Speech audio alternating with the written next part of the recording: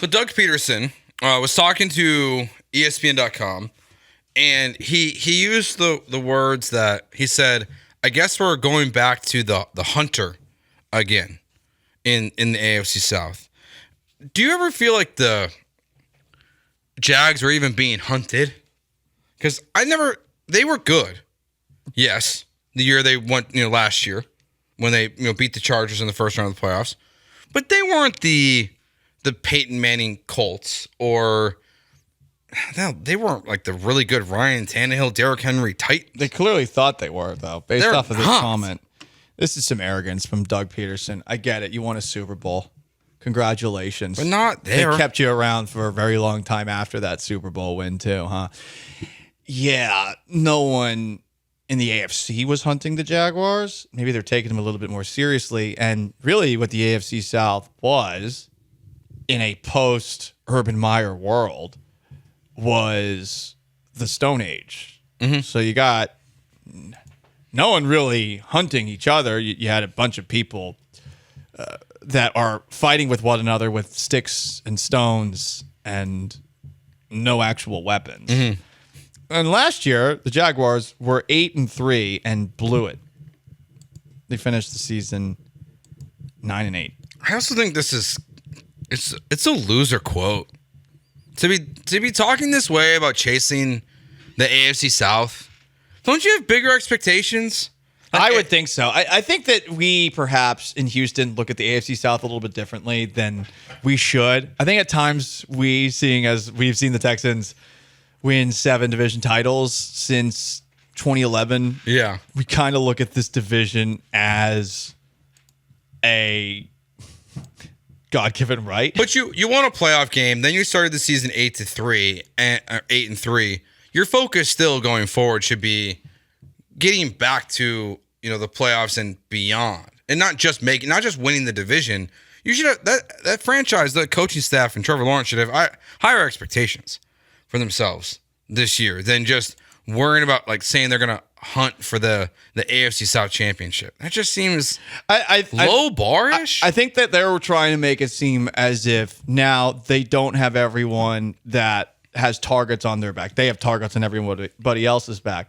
But I really do think it's a very arrogant way to look at yourself when you won a game against Brandon Boob Staley and the Chargers where Trevor Lawrence threw 4 interceptions in the first quarter. Mm-hmm. No one was looking at the Jaguars after that game and saying, oh, wow. Well, actually, check that. Some people were. These people are dumbasses. The people that thought that Trevor Lawrence rebounding from throwing 4 interceptions in the first half against a team that has choked and choked and choked and choked for years and years and years. That actually meant an effing thing. Mm-hmm. That makes me angry. The people that bought into that, whatever. I told them what I had to tell them. This idea that the Jaguars, though, were a serious consideration in the AFC because they hung in there with the Kansas City Chiefs in the divisional round of the 2022 to 2023 playoffs. That is a joke. It's a joke. Yeah. So I'm sure Doug Peterson, in a way, is saying, well, okay, now we don't have any pressure on our shoulders anymore. No, you do. You have Trevor Lawrence. And this is the last year before the rookie deal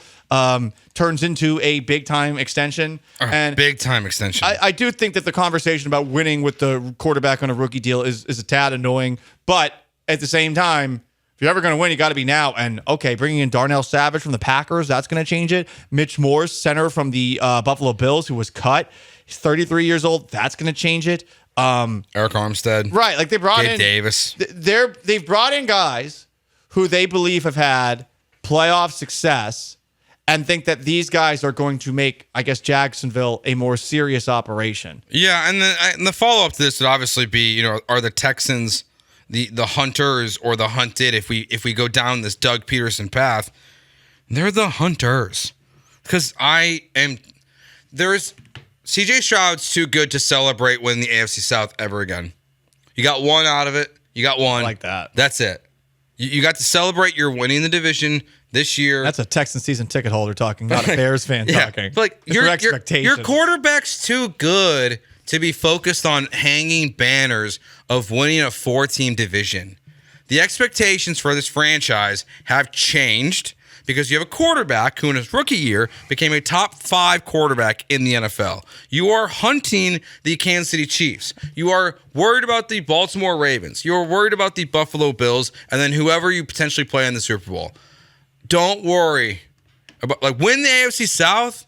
That's a low ball. But it's an afterthought, right? A real man never stops hunting.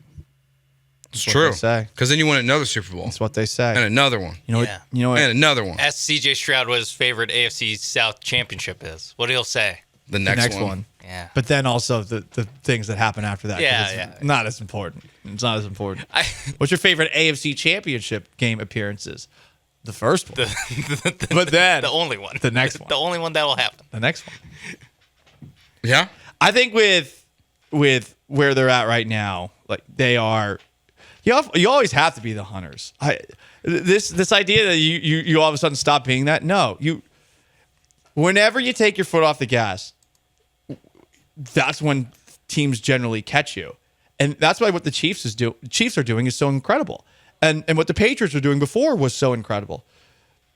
You can never really have this sense of, oh, we've achieved something, and that's what I at least got from those Doug Peterson comments, is that they really felt like they had achieved something in that first season. And okay, they had the 8-3 start last year, so maybe you could tell yourself, well, no, they just had a late season swoon, and their 8-3 is more of a reflection of who the Jaguars are than the way that they finished the year. But honestly, I feel like the Jaguars are a very above average team, and I think that Doug Peterson gets a little arrogant from time to time. I think that's one of the reasons that he and Howie Roseman didn't see eye to eye in Philly, and why he's gone and Roseman's still there. Yeah, you can relax and have the letdown if you want a championship. That's the only way. And I wish it wasn't like that, but I mean, look how often teams go back to back. So the Chiefs just did it.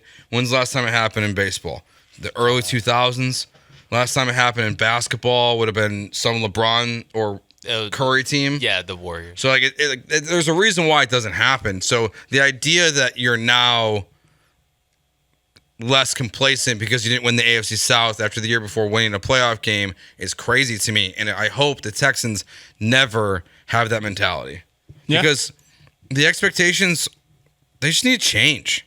It annoyed me today very clearly. But the one thing with the Twitch that I give them credit to is that the reason why they get annoyed Don't with give them credit. That's the Texans, the terrorist win. I know, but the reason why they get annoyed with the Texans conversation is because so many people in this city have such a low bar. Making the playoffs and winning the AFC South has been this fun story. That's true, but the reason the Twitchers are doing this is because these people think that regular season baseball is good. This is their problem. I know. This is their burden, and they're just constantly going to try to troll. I know, but but to their point, I think they're right. They're never right. There are too many people. They've never said one thing that's right. They come back, and I love them for it. There are too many people in this city who have too low of expectations for the Texans franchise.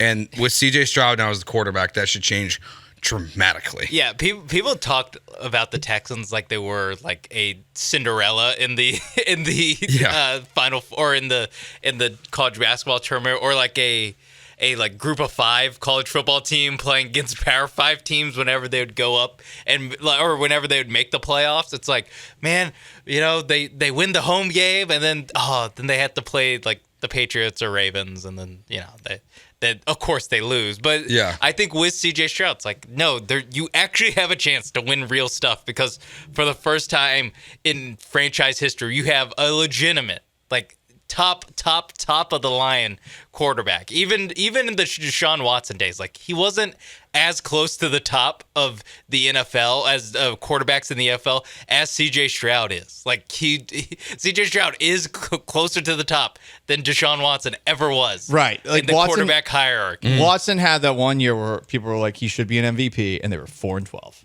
Yeah. That too. Yeah. That too is that he was a great quarterback on some crappy teams. Yeah. And CJ Stroud was a great quarterback on a pretty good team, and hopefully is going to be a better quarterback on a much better team going forward. But the Deshaun Watson teams that were crappy were expected to be good. This team was expected to be crappy and turned out to be good. Mm-hmm. Yeah. That's why, even though I also have my doubts about the strength of schedule and the opponents they're going to play this year, it's going to be challenging. The expectation for the Texans this year is to win 2 playoff games. At a bare minimum, I'm always a step up guy. Like once you win 1, you got to win 2. Then you win 2, then you win 3, and then you win a Super Bowl. It might take 4 years, but those are my expectations. Like maybe I'm unrealistic because I'm a Bears fan.